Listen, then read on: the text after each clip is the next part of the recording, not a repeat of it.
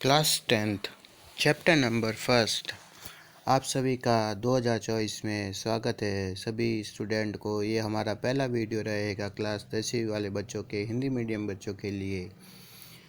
हम यहाँ पर पहले चैप्टर की बात करेंगे वास्तविक संख्या के बारे में। तो सबसे पहले हम इस चैप्टर के बारे में जो सूत्र है उन सभी सूत्रों का विस्तार पूर्वक अध्ययन करेंगे और इस पाठ के अर्थ को भी समझने की कोशिश करेंगे। वास्तविक संख्या क्या होती है, आप सभी को पता होना चाहिए कि इस अध्याय में कौन कौन से प्रश्न बन सकते हैं। तो ये चैप्टर नंबर 10 है क्लास 10वीं वाले बच्चों के लिए, वास्तविक संख्या। और वास्तविक संख्या में तो सबसे पहले हम जो सीखेंगे, वास्तविक संख्या में सम्मिलित संख्याएं कौन कौन सी होती है। यानी आपको पाठ का अर्थ आना चाहिए कि इस पाठ में वास्तविक संख्या का मतलब क्या होता है, क्योंकि अगर आपको पाठ का अर्थ भी समझ में नहीं आएगा तो प्रश्नों को समझने में आपको समस्या पैदा हो सकती है, यानी आपको इसमें इंटरेस्ट नहीं आएगा। तो हम बात करते हैं सबसे पहले वास्तविक संख्या में सम्मिलित संख्याओं के बारे में। यानी वास्तविक संख्याओं में कौन कौन सी संख्याएं सम्मिलित की जा सकती है, इनके बारे में हम चर्चा करेंगे कि वास्तविक संख्याएं किसको कहा जाता है। तो वास्तविक संख्या में जो सबसे पहली जो संख्या आती है वो आती है प्राकृत संख्या। तो प्राकृत संख्या के बारे में आप क्या जानते हैं? प्राकृत संख्या जो होती है वो एक से शुरू होती है और अनंत तक चलती है। प्राकृत संख्या को नेचुरल नंबर भी कहते हैं। इसको कैपिटल एन से दर्शाया जाता है।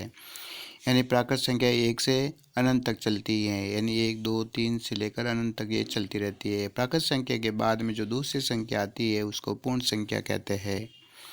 पूर्ण संख्या कहाँ से शुरू होती है? 0 से लेकर अनंत तक चलती है ये भी। यानी पूर्ण संख्या किसको कहते हैं? जो 0 से अनंत तक चलती है।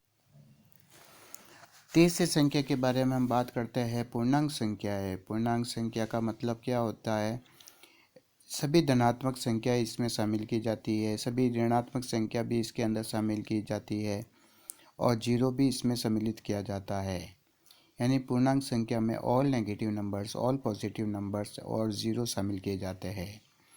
उसके बाद में आती है परिमेय संख्या है, जिसको रेशनल नंबर कहा जाता है। जिस संख्या को p बटा q के रूप में व्यक्त किया जाता है उनको परिमेय संख्याएं कहते हैं। q कभी भी नॉट इक्वल्स टू ज़ीरो होना चाहिए, यानी जिस संख्या का जो रूप होना चाहिए वो p बटा q के रूप का होना चाहिए। यानी बट्टे वाली जो संख्याएं होती है उनको परिमेय संख्या कहते हैं, जिसको हम बट्टे में लिख सकते हैं। q कभी भी ज़ीरो नहीं होना चाहिए, q not equals to zero.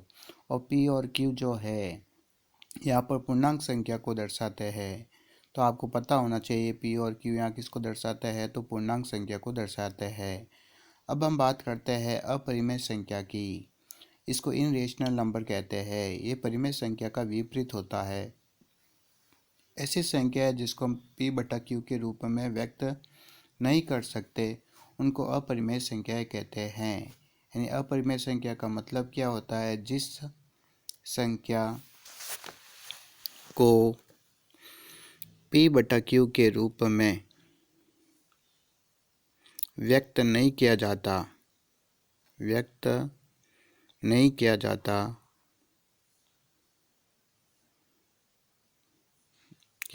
है उसे अपरिमेय संख्याएं कहते हैं। तो वास्तविक संख्या में इन सभी संख्याओं को शामिल किया जाता है, प्राकृत, पूर्ण, पूर्णांक, परिमेय, अपरिमेय।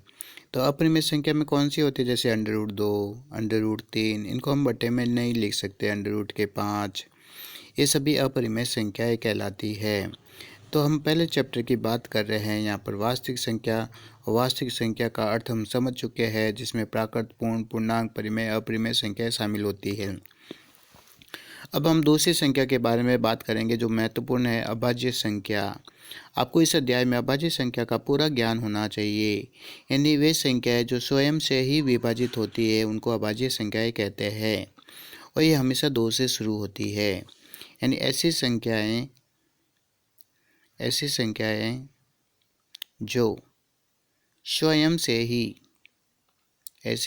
जो स्वयं से ही विभाजित होती है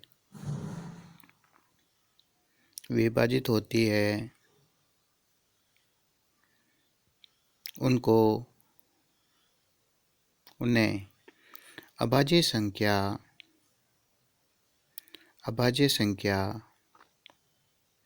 कहते हैं। अगर आपको वीडियो अच्छा लग रहा है तो चैनल को अभी सब्सक्राइब करें, क्योंकि क्लास 10वीं के सभी अध्याय के सूत्रों को हम विस्तार पूर्वक अध्ययन करेंगे और बहुत सारे महत्वपूर्ण प्रश्न भी करेंगे।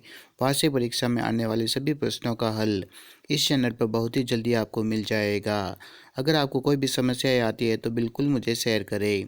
तो अभाज्य संख्या में कौन सी आती है? 2, 3, 5, 7, 11, 13, 17, 19, 23, 29 और 101 भी अभाज्य संख्या है। ये भी आपको याद होनी चाहिए।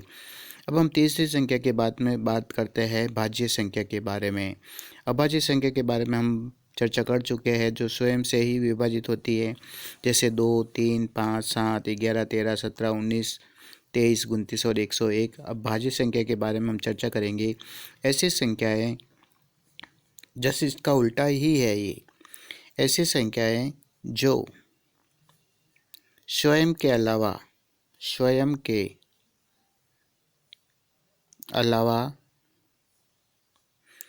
आप बिल्कुल अपने हस्तलिखित नोट्स बना सकते हैं। ये ऐसे नोट्स आपको कहीं पर भी देखने को नहीं मिलेंगे, जिसमें हम विस्तारपूर्वक अध्ययन करेंगे। ऐसी संख्या जो स्वयं के अलावा किसी अन्य संख्या से भी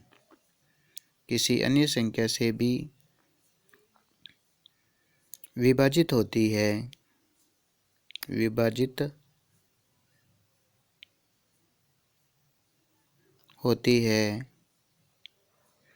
उन्हें भाज्य संख्याएं कहते हैं। तो अभाज्य संख्या के बारे में हम समझ चुके हैं, और अभाज्य संख्या, भाज्य संख्या, वास्तविक संख्या, इन सब अर्थों के समझने के बाद में अब हम अगले पॉइंट की अगर हम बात करें, तो अब हम जो सीखने वाले हैं चैप्टर नंबर 10 के कॉन्सेप्ट हम समझा रहे हैं। अगर आपको कंटेंट अच्छा लगा है तो चैनल को ज़रूर सब्सक्राइब करें और ज़्यादा से ज़्यादा इसको शेयर करने की कोशिश करें, क्योंकि आपके जितने व्यूज़ आएंगे, जितने लाइक्स आएंगे, जितने सब्सक्राइब्स होंगे, उसके अकॉर्डिंग हम और भी अच्छा वीडियोस आपके लिए लेकर आ सकते हैं। तो ज़्यादा से ज़्यादा शेयरिंग ज़रूर करें और इस चैनल को सपोर्ट करें। अब हम बात करते हैं अभाज्य संख्या की। जैसे 2 और 5 हमने लिए हैं। अभाज्य संख्या का मतलब होता है कोई भी दो संख्या के बीच में उसका जो उभयनिष्ठ गुणनखंड है वो एक ही होना चाहिए। कहने का मतलब ये है, दोनों संख्याएं जो है केवल एक से ही विभाजित होनी चाहिए, यानी इन दोनों संख्याओं का उभयनिष्ठ गुणनखंड यानी HCF, यानी जिसको हम सिंपल भाषा में कॉमन कहते हैं, कॉमन एक ही आना चाहिए। अगर मैं आपसे बात करूं कि 2 और 5 बताओ किससे विभाजित होते हैं, इन दोनों के बीच में कॉमन क्या है, तो एक ही है। जैसे 4 और 9, यानी 4 और 9 के बीच में अगर हम HCF की बात करें, HCF का मतलब मसपा अगर निकालें तो एक ही आएगा। ऐसी संख्याओं को अभाज्य संख्या यानी को प्राइम नंबर्स कहा जाता है। तो इसमें अभाज्य संख्या में उभयनिष्ठ गुणनखंड हमेशा एक होता है। अब हम बात करते हैं HCF की, जिसको हिंदी में मसप कहते हैं। मसप का जो पूरा नाम है वो है महत्तम समापवर्तक, यानी महत्तम समापवर्तक पूरा नाम है मसप का, और इसको इंग्लिश में कहते हैं हाईएस्ट कॉमन फैक्टर, यानी HCF का जो फुल फॉर्म है हाईएस्ट कॉमन फैक्टर है। तो इस तरीके से हमने HCF के बहुत सारे 4 नाम देखे। HCF, मसप, महत्तम समापवर्तक, हाईएस्ट कॉमन फैक्टर, ये एक ही है।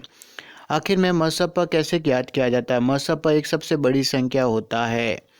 अगर मैं आपसे बात करूं, जैसे मैंने यहाँ 2 संख्या लिखी है 6 और 12। अगर मैं आपसे पूछूं बताओ 6 किस किस से विभाजित होता है? 1 से विभाजित होता है, 2 से भी होता है, 3 से भी होता है, 4 से तो नहीं होता, 6 से होता है। 12 किस किस से विभाजित होता है? 1 से, 2 से, 3 से, 4 से, 6 से और 12 से। तो अब मुझे बताओ 6 और 12 में सबसे बड़ी संख्या कौन सी है जो इन दोनों में आती है? 6 में भी आती है और 12 में भी आती है। तो यहाँ पर सबसे बड़ी संख्या को आपको जो देखने को मिलेगी वो 6 मिलेगी। 6 दोनों जगह आ रहा है, देख लो आप, ठीक है ना, वो बड़ी संख्या भी है। तो इसका मतलब हम मसप को कहते हैं उभयनिष्ठ गुणनखंड को कहा जाता है। अगर मैं यहाँ पर जोड़े बनाने की कोशिश करूँ, यानी उभयनिष्ठ गुणनखंड या कॉमन लेने की बात करूँ कि 6 और 12 किस किस से विभाजित होते हैं? दोनों। तो सबसे बड़ी संख्या होगी वो 6, यानी 6 ही एक ऐसी संख्या है, बड़ी संख्या है, क्योंकि 6 और 12 1 से भी विभाजित होते हैं, 2 से भी होते हैं, 3 से भी होते हैं और 6 से भी होते हैं। तो बड़ी संख्या कौन सी प्राप्त हुई है? 6। आप चाहो तो इसको इस तरीके से भी कर सकते हो। पहले आपको इनको टुकड़े करके घात में लिखना है, फिर समान आधार की छोटी घात को गुणे में लिखना है। जैसे 2 की छोटी घात क्या है? 1, 3 की छोटी घात 1 है, तो गुणा करेंगे तो 6 आएगा। तो मसप का मतलब होता है सबसे बड़ी संख्या, ठीक है ना। अब हम बात करते हैं एलसीएम की, जिसको हम कहते हैं लसप। इसका पूरा नाम होता है लघुत्तम समापवर्तक, यानी इंग्लिश में इसको कहते हैं लिस्ट कॉमन मल्टीपल। एलसीएम, लसप, लिस्ट कॉमन मल्टीपल या लघुत्तम समापवर्तक, ये इनको कहा जाता है। अब हम इसके बारे में देखते हैं, इस बारे में हम क्या करें। लसप क्या होता है? सबसे छोटी संख्या को कहा जाता है। यानी लसप आखिर में होता क्या है? लसप एक सबसे छोटी संख्या होती है। लसप यह एक सबसे छोटी संख्या होती है जो दी गई संख्याओं से पूर्णतया विभाजित होती है, उसी को ही लसप कहा जाता है। कहने का मतलब है बच्चों, लसप एक छोटी संख्या को कहते हैं जो दी गई संख्याओं से पूरी बार विभाजित हो जाती है। अब हम मसप और लसप ज्ञात करेंगे अभाज्य गुणनखंड विधि से। आपके अध्याय नंबर 1 में अभाज्य गुणनखंड विधि का ही उपयोग किया गया है। अभाज्य गुणनखंड विधि के द्वारा ही हमें लसप और मसप ज्ञात करना है। अब इन विधियों के बारे में हम गहराई से अध्ययन करेंगे। अगर आपको कंटेंट अच्छा लगा है, अभी तक आपने चैनल को सब्सक्राइब नहीं किया है, तो चैनल को अभी सब्सक्राइब करें और ज़्यादा से ज़्यादा स्टूडेंट को आप शेयर करें। जितना आपके सब्सक्राइबर से व्यूज़ आएंगे उसके अकॉर्डिंग आपको बहुत अच्छा कंटेंट भी देखने को मिलेगा। HCF में क्या होता है? समान आधार लिखा जाता है। इसके बारे में हम बाद में चर्चा करेंगे। समान आधार की छोटी घात को गुणनफल के रूप में लिखा जाता है। तो HCF में समान आधार की छोटी घात को गुणनफल के रूप में लिखा जाता है। यानी टुकड़े करेंगे। हम आपको इस अभाज्य गुणनखंड विधि के बारे में बाद में चर्चा करेंगे। LCM में क्या करेंगे? अपन सभी आधारों की बड़ी घात को लिखेंगे गुणनफल के रूप में। सभी आधारों की बड़ी घात को गुणनफल के रूप में लिखकर हम LCM ज्ञात करेंगे।